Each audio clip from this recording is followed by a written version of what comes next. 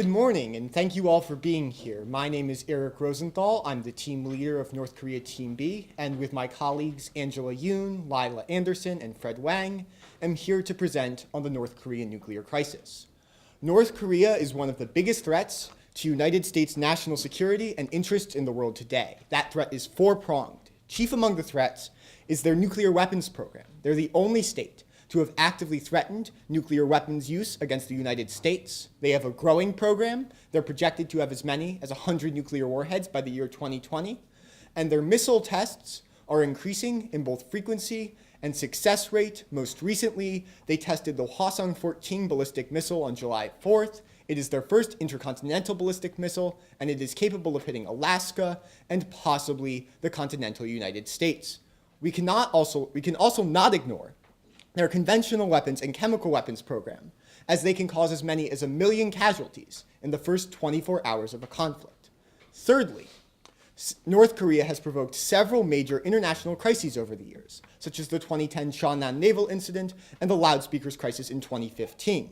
And lastly, North Korea is a horrific abuser of human rights. Their program of collective punishment, prison camps, and brutal executions suggests a belief in the cheapness of human life and the legitimacy of violence. North Korea is therefore a state with devastating nuclear and conventional military capabilities and a frighteningly cavalier attitude about using them. North Korea's geographical position only deepens its threat to the United States. North Korea's three closest neighbors, China, Japan, and South Korea, have a combined population of over 1.5 billion people and a combined GDP of over $28 trillion. In Japan and South Korea, the United States also has two of its key allies. There are over 60,000 active duty US soldiers stationed between the two countries, and they are longtime partners whose relationship with the United States goes beyond mere military alliance. We therefore have two key interests in the region.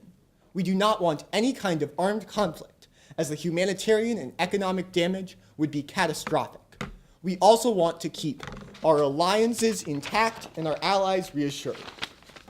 North Korea threatens both of these interests, since their weapons programs and aggressive actions could throw the region into crisis and decouple the US from its allies. Yet we need to understand the nature of the North Korean threat in order to properly combat it. Contrary to the popular depiction of Kim Jong-un as a crazed individual, the aggressive actions of the North Korean regime are part of a wholly rational program to achieve North Korean interests. The regime has clear goals. It wants international respect as an independent actor, as well as the security and survivability of the regime. Their aggressive actions are a way of achieving those goals. Their nuclear policy is designed to stop US-backed regime change, as happened in Libya and Iraq. And their domestic violence and international crises shore up the regime by eliminating domestic challengers and bolstering Kim's credibility. We need to handle North Korea understanding this. Given that their horrifying, destabilizing, and aggressive actions are the result of rational incentives, we need dramatic and immediate action to alter the incentive structure in order to achieve meaningful change in North Korea. With that in mind, there are two options that we believe won't work. We should avoid preventative strikes, since they would be unlikely to be effective and would provoke a devastating response. But we also believe that we must avoid a program of sanctions and negotiations within the status quo. As negotiations on their own don't change the incentive structure, they won't stop Kim from wanting to achieve a nuclear program, and also, given the isolation of the regime, sanctions are not on their own enough pressure to change the regime's course. Therefore, we believe the best policy is one of disruption, deterrence, and defense through broader military presence that includes the use of an aggressive campaign of covert and cyber actions, as well as sanctions, to degrade their nuclear capabilities, dramatically increasing our regional military presence and the scope of our joint exercises with our allies, and upgrading and expediting the installment of our missile defense programs. And with that, I'd like to turn the floor over to my colleague Angela, who will discuss the specifics of the North Korean nuclear program.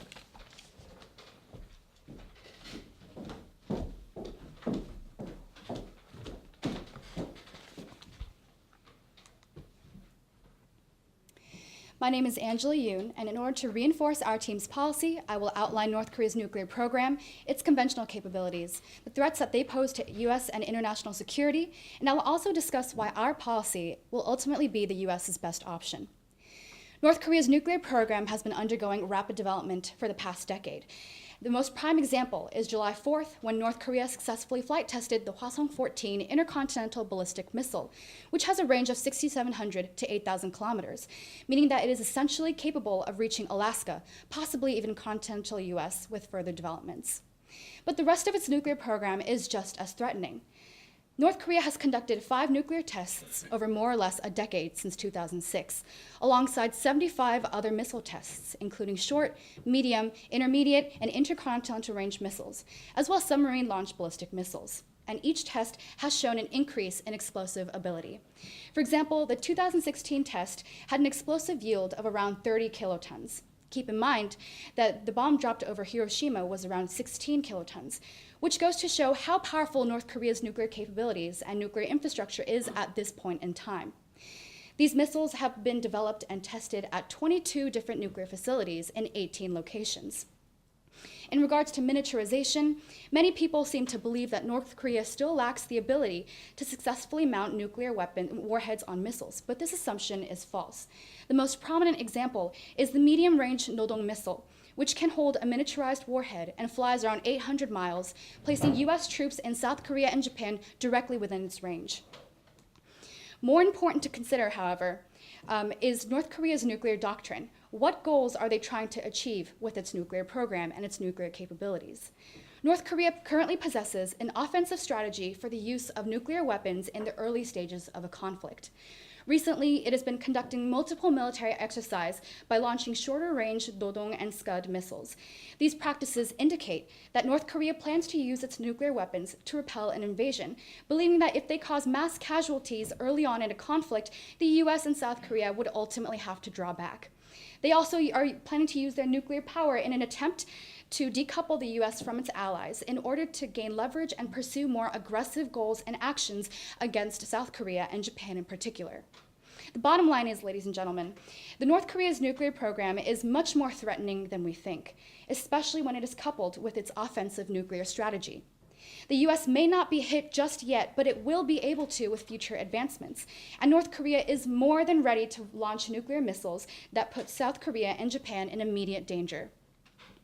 Now, we cannot discuss the nuclear program without also taking a look at its conventional capabilities that back it up. North Korea is currently the 4th largest military in the world, with over 1.1 military personnel in its armed forces. Substantial artillery along the DMZ also puts South Korea especially in an insecure position, especially in the case of an attack or a different type of conflict. Also backing up the nuclear program is North Korea's biological and chemical weapons. North Korea has stockpiled somewhere between 2,500 and 5,000 tons of chemical weapons and can produce more than 4,500 tons a given year. North Korea also possesses anthrax and smallpox, which it may weaponize in the case of a conflict. Now, the threats to US security posed by North Korea's nuclear program are extremely clear. The nuclear program is going through rapid development as we speak, and future tests are highly likely if the US does not choose to deal with the nuclear crisis now.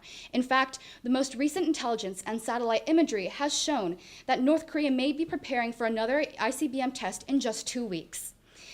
Given this trend, and given the fact that Hwasong-14 ICBM is now capable of reaching Alaska, there's no doubt that North Korea will be able to miniaturize a warhead that can be used for an ICBM that can reach the continental US, because time is on their side. Yet the threats to the US allies, especially South Korea and Japan, are especially clear and more substantial. In the case of an attack, Seoul and Tokyo are highly probable targets, seeing as they are not only close to North Korea geographically, but they also serve as some of East Asia's most important capital and commercial cities, with populations of around 10 million. We must also consider the fact that there are tens of thousands of troops, more than 20,000 in South Korea and more than 30,000 in Japan, serving in these 2 locations, and attacks in these 2 cities would jeopardize their lives as well. In Seoul, for instance, should an attack occur, casualty estimates can go up to 1 million in just 24 hours. I have just demonstrated the severity of the situation we are in, which brings the question, with so much at risk and with the possibility of so many casualties, why can't we stick to negotiations in order to minimize the damages that can be done? Negotiations have consistently failed in the past because they not only involve terms that both sides are unwilling to agree to, but they also are vulnerable to loopholes that allow North Korea to either violate its terms or go back on its word. We have seen such failures occur in the 1994 Agreed Framework and the 2012 Leap Day Agreement. However, even if we did seek to engage in negotiations, we do not want negotiations in which North Korea has the upper hand, because we ultimately want conditions and a solution that we are satisfied with, and we also do not want to damage US credibility across the globe. Furthermore, we believe that negotiations that legitimize North Korea as a nuclear state will ultimately undermine the Non-Proliferation Treaty and encourage other states to either violate it or withdraw from it. This contrasts heavily with the relatively successful Iran nuclear deal under the Obama administration in 2015. However, a similar deal will unlikely happen with North Korea because Iran was more responsive to sanctions, and its nuclear program was nowhere near as advanced as North Korea's is at this moment. On the other hand, however, an overly aggressive military campaign involving preventive strikes is also not a viable option. Our ultimate goal is to avoid an all-out nuclear war or conventional war with North Korea. But as we know it, preventive strikes are highly likely to provoke an aggressive response involving attacks on South Korea and Japan, at which point the US must be dragged into the conflict as well.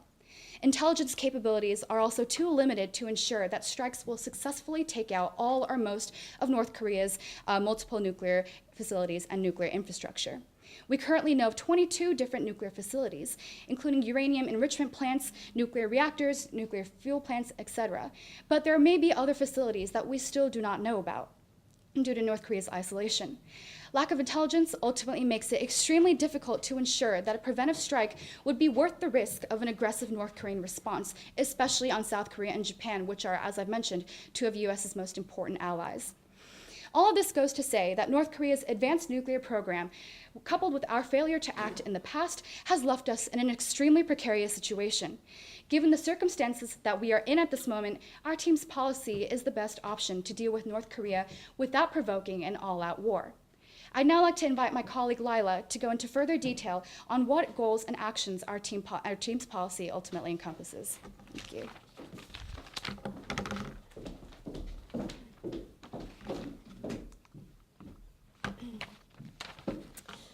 Hello, my name is Lila Anderson, and I'm in charge of discussing our military solution to the nuclear crisis in North Korea.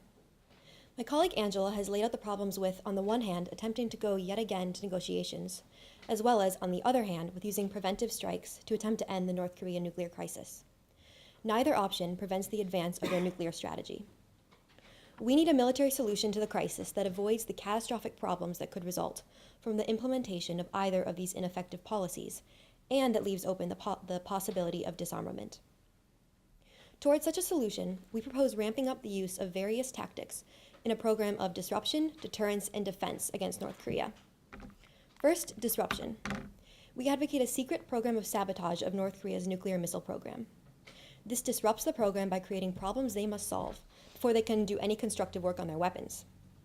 Additionally, the secret nature of sabotage preserves plausible deniability for the United States.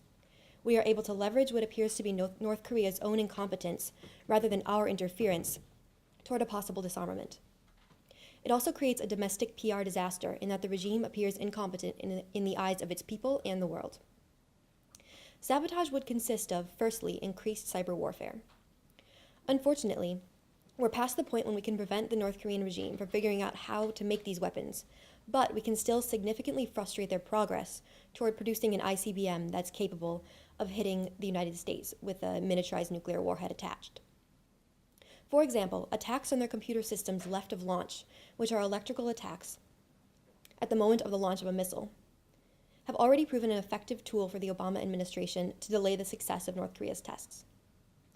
For another example of effective cyber warfare is the United States' use of the so-called Stuxnet worm to significantly delay the Iranians' advances in their nuclear program as they dealt with the issues that the worm created in their systems. In light of these proven successes, we advocate unleashing our private sector in a full-fledged program of cyber sabotage against the North Korean nuclear program. We propose to add $3 billion to the defense budget, a 200% increase in the cybersecurity budget proposed by President Trump, to hire private contractors to thoroughly exhaust every possibility of cyber warfare against North Korea's nuclear program. Another way to sabotage the North Korean program is to disrupt the supply chain that brings outside elements into the country for their nuclear program.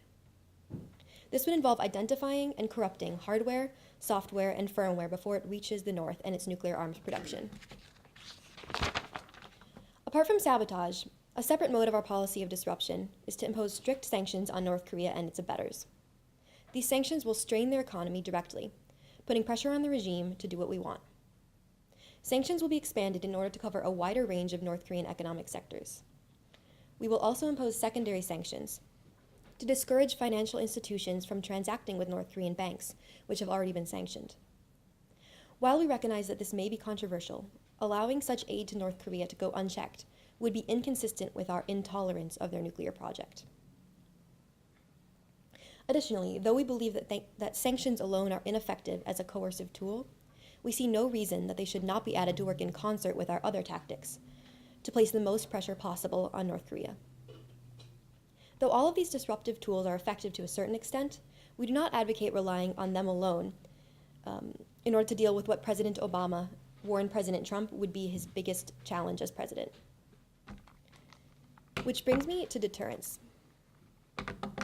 The most visibly aggressive aspect of our policy is the profound heightening of our military presence in the Asia-Pacific region.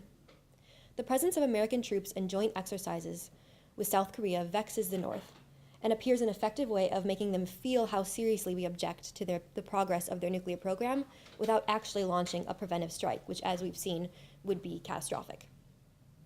To this end, we will increase the rotational deployment of the 31st Marine Expeditionary Unit, which is currently stationed in Okinawa. The unit's increased scope is a warning to the North that we are prepared to conduct operations in the region. We will strategically increase the numbers of U.S. troops that are stationed in Northeast Asia as well. We will go from 23,100 troops in South Korea to 75,000 troops there, and 39,000 troops in Japan to 100,000 troops there. Along with this increase in troops numbers will go an increase in the frequency and scale of joint military exercises with our allies in the region. These joint training exercises distract and alarm the North Korean regime. A combination of different measures intimidates the North Korean regime. In other words, sending more troops is designed to change the North Koreans' incentive structure, limiting their willingness to aggress us or our allies. It's true that in land-based troops alone, we would add more than 112,000 personnel to our bases in South Korea and Japan. I would like to note that though this policy of massive deterrence on several fronts will likely be the most costly and controversial part of our project, bearing these burdens will ultimately be less costly in the long run than what might happen down the road if we adopt a more tolerant policy toward North Korea that allows their nuclear proliferation to continue unchecked. The last leg of our military policy is defense. We will heavily invest in and promote different missile defense capabilities. This includes Terminal High Altitude Area Defense, or THAAD. THAAD is an effective tool of defense against a potential North Korean attack on the South. It has a 100% success rate in tests. A potential problem is that THAAD's sophisticated radar system gives the United States the ability to see into Chinese airspace and perhaps track the positions of Chinese military, and China knows this. Therefore, allowing THAAD's full deployment angers China, and South Korea doesn't want to do anything to jeopardize its already complicated relationship with China. Given this tension between regional politics and missile defense needs, THAAD is controversial in South Korea. So we will work with South Korea diplomatically to encourage them to allow us to fully deploy THAAD on their soil, as it's in everyone's best interests. Defense also includes the Airborne Laser, or ABL. The Missile Defense Agency has put back into development a drone-carried laser that can shoot down a missile during its boost phase, which comes immediately after its launch. They currently estimate that ABL technology will be ready for a drone by 2021, but we will fund this project in order to expedite its completion. Such technologies, of course, would serve as a last line of defense, if worst comes to worst, and we would do well to prepare ourselves against, and our allies against the possibility of a North Korean attack. But the presence of such technologies also damages North Korea's strategic purpose for obtaining a nuclear weapon that could hit the continental United States at all. Specifically, Kim cannot continue to hold the threat of nuclear annihilation over us and our allies at the same time if we are continuing to grow our preparedness to shoot down this threat in midair. Thus, our preparedness serves the secondary goal of lessening the value of his nuclear program to himself. The takeaway of our multifaceted strategy should be that we are using military pressure in various forms to achieve foreign policy aims that more tolerant policies toward North Korea would be incapable of producing. The general message that our program of disruption, deterrence, and defense sends to North Korea and to the world is strong and clear. We will not adapt to or accept a status quo where North Korea is on the verge of obtaining a weaponized ICBM that can hit the continental US. Disarmament is our ultimate goal, and to this end, we would be receptive to negotiations with North Korea, but only on our terms. We will be happy to engage with them on a project to end and reverse the progress of their nuclear weapons program. With that in mind, I will turn it over to my colleague Fred Wang to discuss our regional objectives.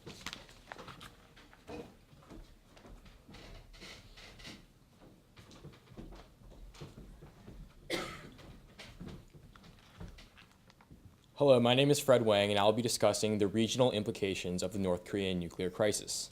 There are two overarching objectives that the United States has in the region, the first of which is to strengthen and maintain the foundation of our alliances with South Korea and Japan, and the second of which is to aggressively engage China on the North Korean nuclear issue, exploiting China's strategic interests and allowing us to leverage and negotiate from a position of strength. I'll begin with the first. Given the nature of the North Korean threat, our allies are justifiably concerned about the security of the Asia-Pacific region.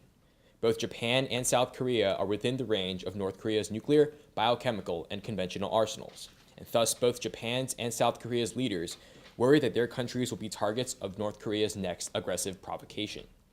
This anxiety has been amplified recently, now that North Korea is close to possessing a weapon capable of reaching the contiguous United States, a development that South Korean and Japanese editorials have worried could intimidate the United States to cut off our allies from our deterrence strategy. As such, our top priority must be to reassure both South Korea and Japan of our security commitments. How we handle the North Korean crisis is a critical test case of how our allies perceive both our determination and reliability.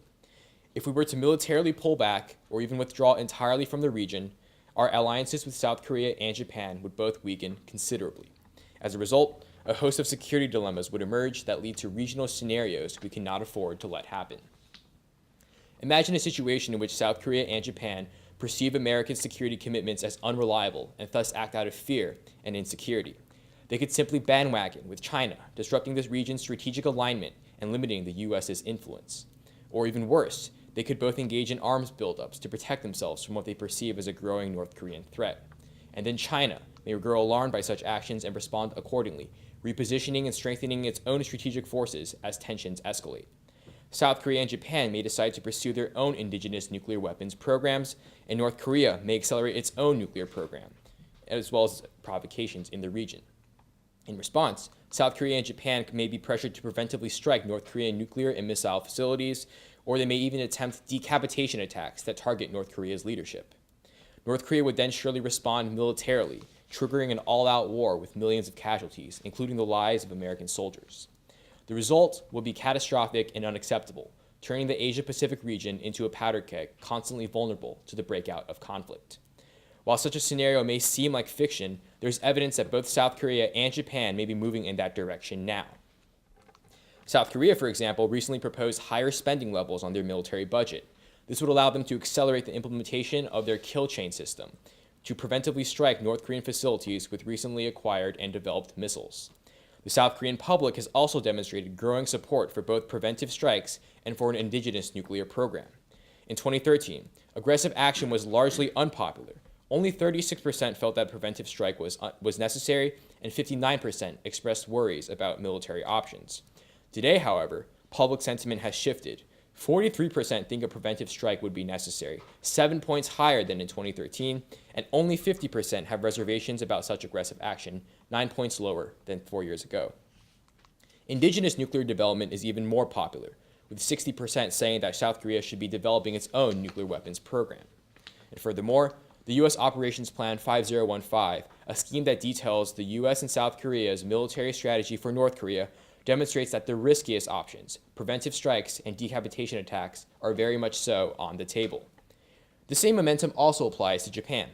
Recently, in March of this year, Japan's ruling party, the Liberal Democratic Party, and its Research Committee on the Security Issues gave Prime Minister Shinzo Abe a proposal to develop preventive strike capabilities, a proposal that Prime Minister Abe said that he would, quote, firmly take to heart. And furthermore, this development is consistent with broader trends with respect to the Japanese government. For the 5th year in a row, the cabinet of Prime Minister Abe has increased defense spending, where it now stands at a record 5.1 trillion yen, or $44 billion. This trend particularly stands out given the country's pacifist constitution and thus its usually pacifist disposition towards foreign affairs. And finally, Japan's sensitive uranium enrichment and spent fuel reprocessing capabilities make it a prime candidate for rapid indigenous nuclearization efforts. Although Japanese militarization may seem improbable, it is a scenario that would fundamentally upend regional security dynamics, and as such, it is a costly outcome that is only becoming increasingly likely. While no definitive action has occurred yet, there is a growing anxiety in the region. Both South Korea and Japan are looking towards the United States to bolster our regional presence. As such, we ought to strengthen our role as both a treaty ally and a security guarantor. This is the only solution that ensures both more effective and less dangerous outcomes. It involves bolstering the strength of our commitment and alliances. It involves military efforts that will provide an effective force that deters North Korean aggression, a defense network that assures our allies that they are protected, and a presence that credibly signals to regional actors that the United States is committed to containing and resolving the North Korean nuclear crisis. These necessary actions bring us to the issue of China, one of the most important actors not only in East Asia, but in the international system more broadly. As of now, because of its strategic interests, China has remained committed to supporting the North Korean regime. It worries that a regime collapse would risk a costly war and a humanitarian crisis that would both spill over into China, and that a unified pro-U.S. Korean peninsula would strengthen what China already perceives as U.S. encirclement in the Asia-Pacific region. China has thus remained a vital economic lifeline for the North. In terms of volume, bilateral trade between China and North Korea amounts to billions of dollars, increasing tenfold between 2000 and 2015. More importantly, in relative terms, trade with China accounts for over 90% of North Korea's overall trade, a characteristic of Sino-North Korean relations that has also increased over the years. China thus serves as North Korea's primary economic partner. And as such, there is currently no geopolitical or economic incentive for China to disrupt the status quo and aid U.S. efforts to either weaken the regime or to compel North Korean denuclearization. Our proposal, however, changes China's incentive structure, providing the United States with considerable leverage in any future dialogue that we have with China on the North Korean issue. By enhancing our military presence while publicly making it contingent on the North Korean crisis, we are able to demonstrate the cost of inaction to China while clearly communicating our specific interests. As a result, we force China to make a choice: either live with a strong U.S. presence in the Asia-Pacific region, or help us pursue a deal with North Korea that involves complete and verifiable denuclearization, no less. While such geopolitical gamesmanship will not compel China immediately, it demonstrates our resolve and commitment to dealing with the North Korean nuclear crisis and sets the tone for future talks that allow us to negotiate from a position of strength. As Japan's Foreign Ministry spokesman Norio Maruyama said on Tuesday, this is not a time for dialogue, it's a time for pressure. Now I will turn it over to my colleague Eric, who will provide some closing remarks.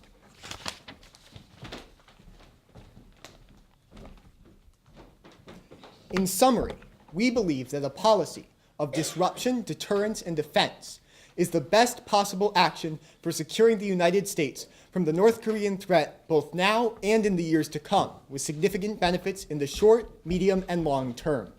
In the short term, this policy disrupts and delays the North Korean nuclear program, limiting its regional effectiveness and denying its ability to hit the United States.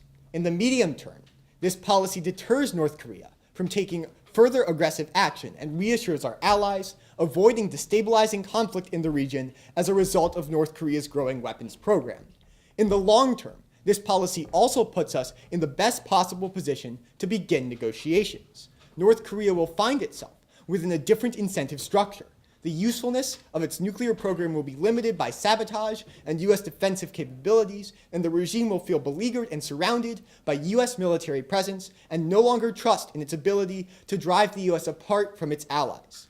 The U.S. will be able to bargain from a position of strength asking North Korea to give up something that is now less useful in exchange for far greater benefits than can be offered today. It is important to note that, even if negotiations fail or do not take place, our policy still places the United States in the best position possible. The changes in North Korea's incentive structure make them more likely to put their resources into efforts besides their nuclear program or limit the aggressiveness of their nuclear doctrine. China will also face a set of incentives that encourage it to deal more forcefully with the North Korean nuclear program, perhaps forcing China to resolve the crisis if we are unable to do so. Contrast this to a policy of negotiations within the status quo. Given the use of North Korean nuclear weapons program now, such a policy will only lead to delay as North Korea seeks to stall while it miniaturizes a warhead to be placed on the Hwasong-14. Once that process is complete, North Korea will have leverage over the United States that we will be unable to ignore. The results of any negotiations in that scenario would be disastrous for the U.S., as we would be forced away from our allies and the region would likely descend into chaos. Given the unacceptably high costs of this outcome, our policy is the best way for the U.S. to go forward in dealing with the North Korean nuclear crisis. Thank you.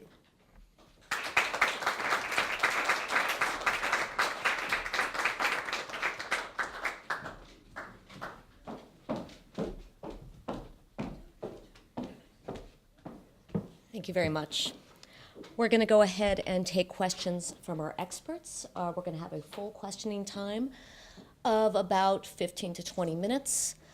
We ask that all questioners please restrain yourself to one question, not with the multiple parts, and we'll go ahead and try to get in as many as we can. So why don't we go ahead and start with you, Professor Gibson. Thanks very much, and very impressive brief, and I think it's very clear what you're intending to do and why you're doing it. What I'm going to do is I am going to ask you several things, but you don't need to respond to all of them. The purpose of which is help you think through your wargaming. Because when you're presenting this kind of brief to decision makers, whether it be in the National Security Council or to the committees of jurisdiction on Capitol Hill, this is the kind of dialogue that would be especially helpful. So, the first one has to do with the intentions, the actions of North Korea. Think about in the absence of any change, this current policy has been called strategic patience. In the absence of that, what in the next 5 years would North Korea do? Would they perfect this weapon and then use it? Would they perfect it, demonstrate it, and then look to join the club and get benefits from that? Or what would they do? That helps, I think, put a finer point on that. That's the first thing. The second thing is, with regard to disruption, deterrence, and defense, think about this, that when you recommend a covert program, which I agree with, know that you can't disclose that. That's Title 50, and so that means two things. For domestic consumption, for domestic politics, you can't get credit for that. So you could very well be attacked, say, from the right for inaction. Even though you are taking action, you can't really talk about that. And then related is in your brief, and I agreed with your assumption, you talked about how you want to avoid escalation, but think about what the impacts would be of your covert program and would they trigger any kind of escalation.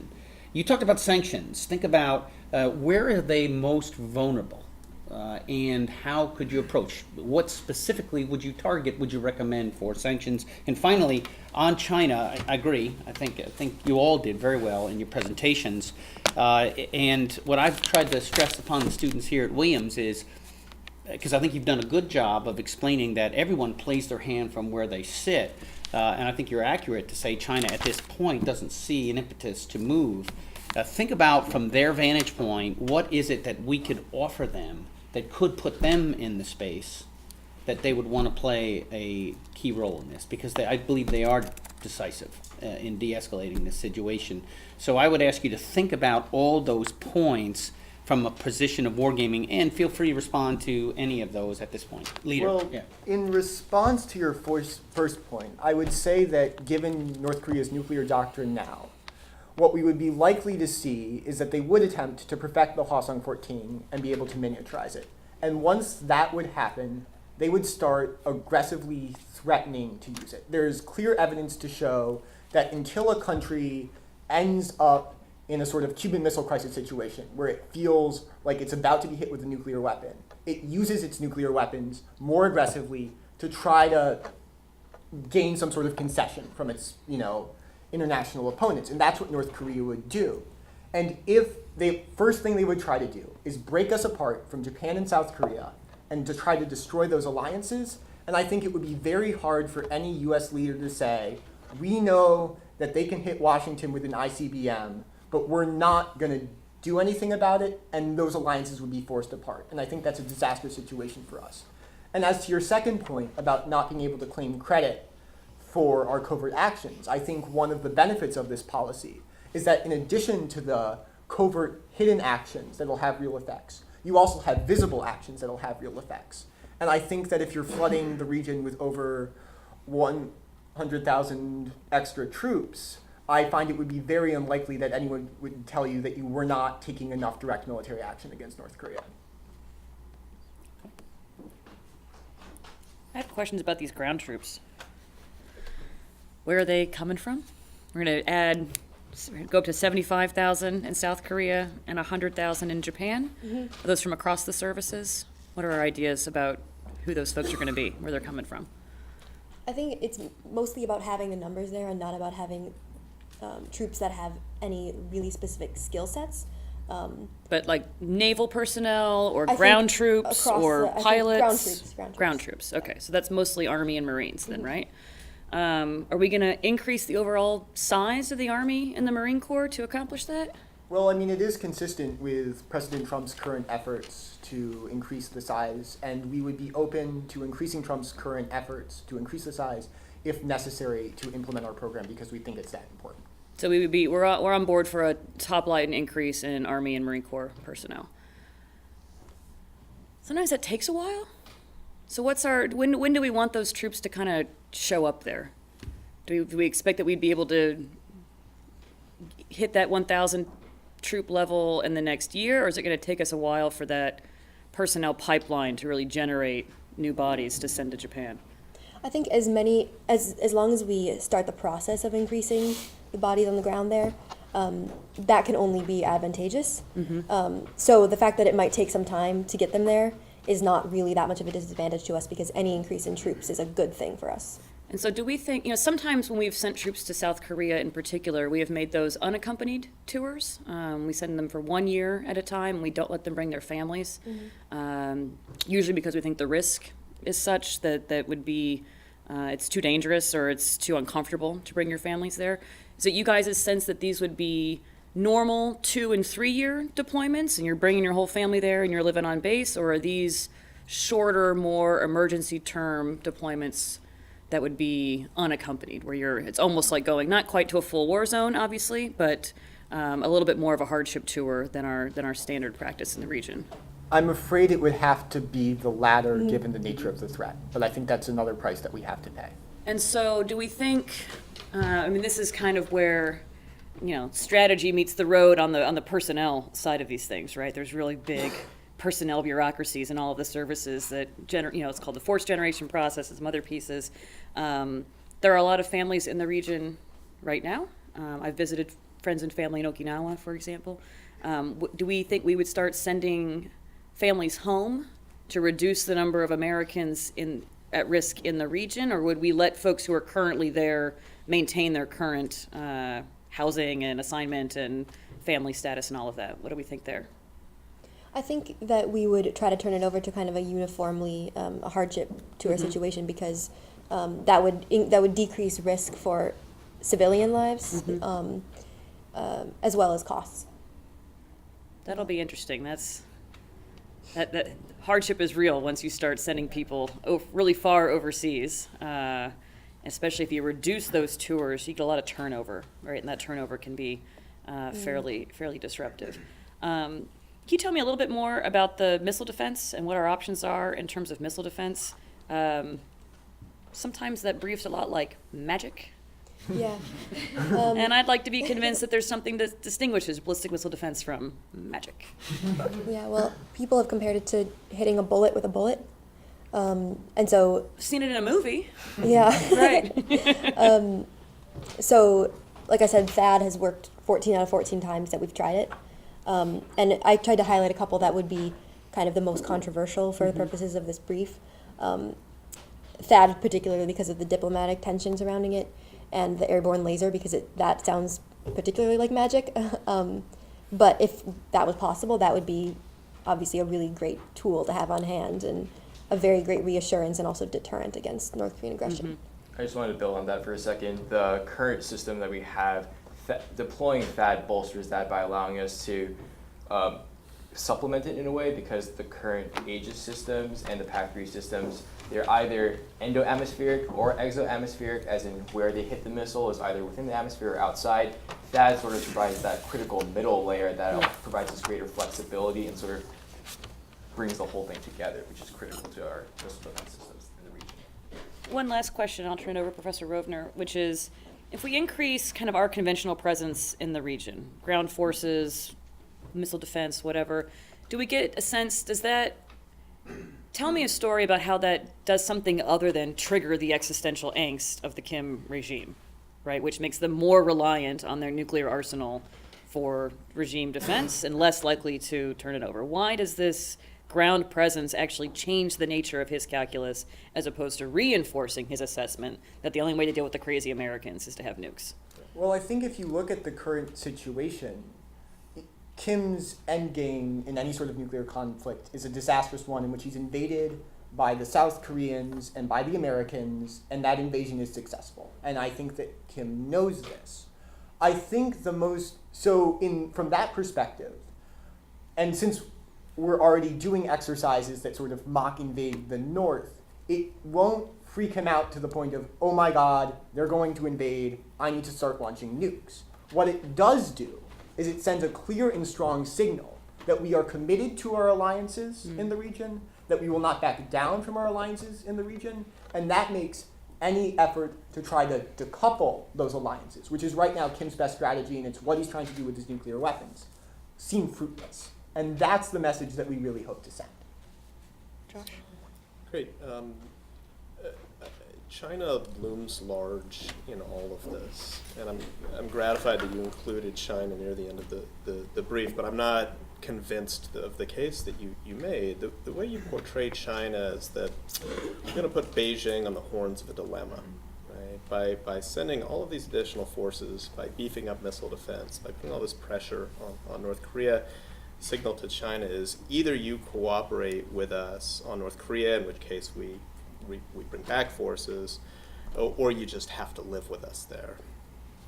Now, if I am a Chinese strategic advisor, I might say, hey boss, what else can we do to change the Americans' position? Why would China simply sit there and allow itself to be placed in this dilemma? After all, China has been spending the better part of 30 years building up its own forces in very impressive ways. It's been actively staking its claim to greater and greater territories in the South China Sea. It's been claiming more resources elsewhere. Why wouldn't China say, golly, the United States is beefing up forces, not about North Korea, but about us, and we're going to push back. We're going to make life harder for the U.S. Is there a risk, I'll let you take it, is there a risk that by trying to squeeze a regional power with a nascent nuclear capability, you're picking a fight with a regional behemoth with a proven nuclear capability? Well, I would push back on the notion that China, in response to increased U.S. presence, is necessarily going to retaliate in response. In fact, I think that going in the opposite direction, by withdrawing or conceding to China, that is what actively provokes them. For instance, following the U.S. announcement of a pivot towards the region, we saw instances of diplomatic concessions on behalf of China. They increased, for example, economic relations with countries within the region. They've reached out to the United States, attempting to engage in talks to decrease strategic distrust, whereas I think that their experience with the Korean War demonstrates that they think that it's not only capability in the region, but it's resolve. And if the U.S. backs down, they're able to gauge U.S. resolve and say that, well, if we can keep pushing the United States, then we can achieve concessions that allow China to bolster its power. Whereas if we sort of become the first mover and become more aggressive in this context, that places China in a bind where they understand that their current strategy of provoking the U.S. won't stand. An example specific to North Korea is when we increased our missile interceptors in Alaska in 2013. Immediately following that, China decreased its amount of economic relations with Pyongyang involving hard currency.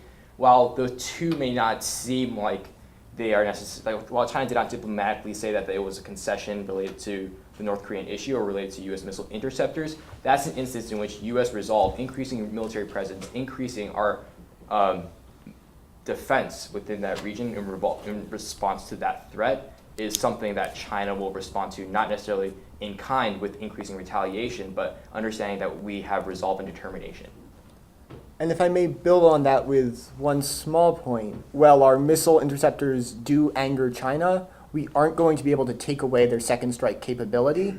So while we are threatening them in some small minor ways, we're not posing a serious existential threat to them. I'm not sure about that. I just want to press a little bit on this. If it's easy to say this from the perspective of an American projecting power towards the other country, but put yourself in China. And what's the view from Beijing if they're hearing your brief? Right? You're telling a story in which you're going to send 100,000 new troops into the region, that you're going to bolster longtime Chinese rivals in the region, right? And that you're going to send things like THAAD, which with radar systems that freak the Chinese out, right? And then you're going to do like drones with freaking lasers, right? Why would that not cause the Chinese leadership to say, golly, maybe they do have a counterforce option against us. Maybe our own deterrent is at risk, and we need to do stuff about that. But Why wouldn't they react that? Here's the big thing. We make all of our proposal publicly contingent on the North Korean nuclear crisis. So all of our defenses are not oriented towards China, and we diplomatically make that clear so that China knows that if it helps us on the North Korean crisis, all of this goes away. And if there's an instance in which China might be willing to engage in conflict or go to war with the United States, they would probably, much likely, prefer a solution where they help us with the North Korean denuclearization. Okay, so, and last point, I'm sorry, but last point on this. Okay, so 10 years from now, right? 10 years from now, there's no intelligence that North Korea has miniaturized the warhead that can fit on an ICBM. Do the missile defense systems come home? Did the troops come home? Did the airborne laser come back? Do you act on that promise? If China has acted and helped us achieve the denuclearization deal, we act on that promise and we remove our military presence to where there it was must be a pre-planned. deal. It's not simply that North Korea doesn't make further advances. There must be a deal in place, which causes the U.S. to Because the threat of a nuclear attack on our allies is still present if North Korea still has any nuclear arsenal within the region. Let me just say, I agree with Josh. I think that we shouldn't think of this as binary. That has to be either all resolve or some approachment. We definitely have to see this, I think, realistically through the eyes of Beijing. And, we'd be thinking about not only do we show a deterrence, but also what might we be able to offer. I've talked about this with my students in class, but China has major interests in the South China Sea, obviously with fishing and energy. And they recently had a court decision that was very unfavorable to them. We certainly have a legal obligation in the Philippines, but this may be something that we may put on the table and say, look, we can make it in your interest because we want to get everybody in the place where they can get a win on this. We want to de-escalate. We want to see North Korea get a win, but we also want to see China get a win. And I think that it's possible, but it really takes delicate approach here. And then let me just say with Erin, I think she's exactly right. Just so you know the domestic politics considerations, the kind of level you're talking about is probably a corps level mission. It'd probably be at Fort Hood, the 3 Corps. It'd probably be the 1st Cavalry going with it. But here's the domestic politics, is it would likely require at least a division call up from the National Guard. So you have to think about what that means. That's not all bad, because then you have to get the American people in behind that. The president has to engage the American people, explain why, and everybody's all in. And that does ramp up your credibility and your deterrence. Related is the hardship. That is also escalatory in a sense that it shows the resolve of the American people. But you do have to think about how long that would be. Would that be 9 months? Would that be 12 months? These are all just policy details that, as you're briefing these decision makers, would be absolutely critical to gaining the political support. Bipartisan, nonpartisan political support. I'm not going to let you answer because we only have a couple more minutes to take questions. I want to make sure that we've taken questions from if there's anybody else who'd like to ask. I have a question. I think one of your premises, and I think your answer to Chris's question, which I thought was a great question, was that effectively, if we allow the status quo to persist, they're going to get an ICBM with a nuclear warhead that can hit the continental United States, which I agree with. And but then I think you posited that they were going to use the leverage from that to somehow intimidate the United States and sort of separate us from our allies, which I think is actually a very unrealistic assumption. I do not think that the fact that they can hit the United States, would cause that. And so I'm wondering, can we think more about the correctness of that assumption? And then I think you also made a statement that the behavior of other new nuclear powers had shown that they use their new nuclear status to sort of blackmail or leverage some outcome, which I thought a little bit about. I guess the two newest members of the club are kind of Pakistan and Israel, and that didn't seem right to me. I struggled to think about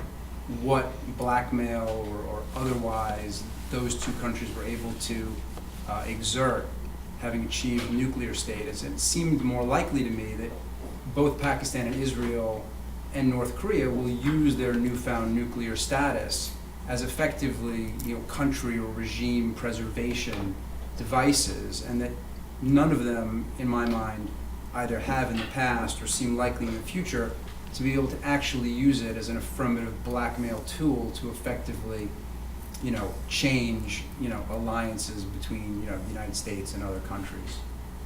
So I'll tackle the first part of your question about regional concerns. It matters less so what explicitly the administration does in terms of whether or not we actually increase military presence in that sense. It's a matter of the perception that our allies have of the United States. So, for example, after the 5th nuclear test in 2016, Prime Minister Abe contacted President Obama asking to make sure that the alliance was still firm. And this has happened diplomatically throughout the decades, where prime ministers from Japan and presidents from South Korea have contacted the United States to make sure that the alliance was there, that the extended deterrence was still there. In fact, in the 1970s, President Park wanted to restart an indigenous nuclearization program in South Korea, worrying that the U.S. would abandon South Korea as an ally. As such, it's how these countries perceive the United States that is the critical, internal link between the current status quo and a potential regional crisis in the region. And as to the second part of your question, at least with the nuclearization of Pakistan, you saw low-level armed conflict between Pakistan and India both before and after the nuclearization. And, so this assumption that it's only going to be for regime security and that it's not going to provoke more instability is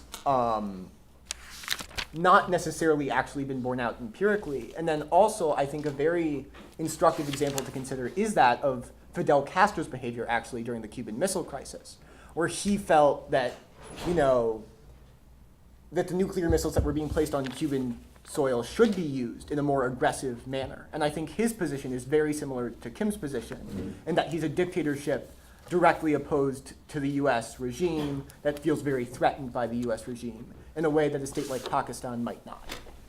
Also, just to add on to respond to your first point, although it may seem unrealistic that the North Korea's kind of strategy and program involves decoupling the U.S. from its allies, North Korea actually has made that goal clear in some ways. They do, as my team leader talked about, North Korea is pursuing kind of a rational scheme where people think he's a crazed leader, but he's actually pursuing a rational goal of gaining international respect, especially in the area.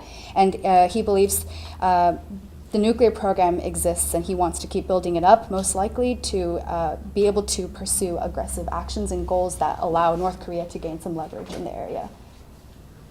So it's 11 o'clock. We should probably move on to the next presentation after a short break. I want to thank both our Team B presenters as well as our... Good job.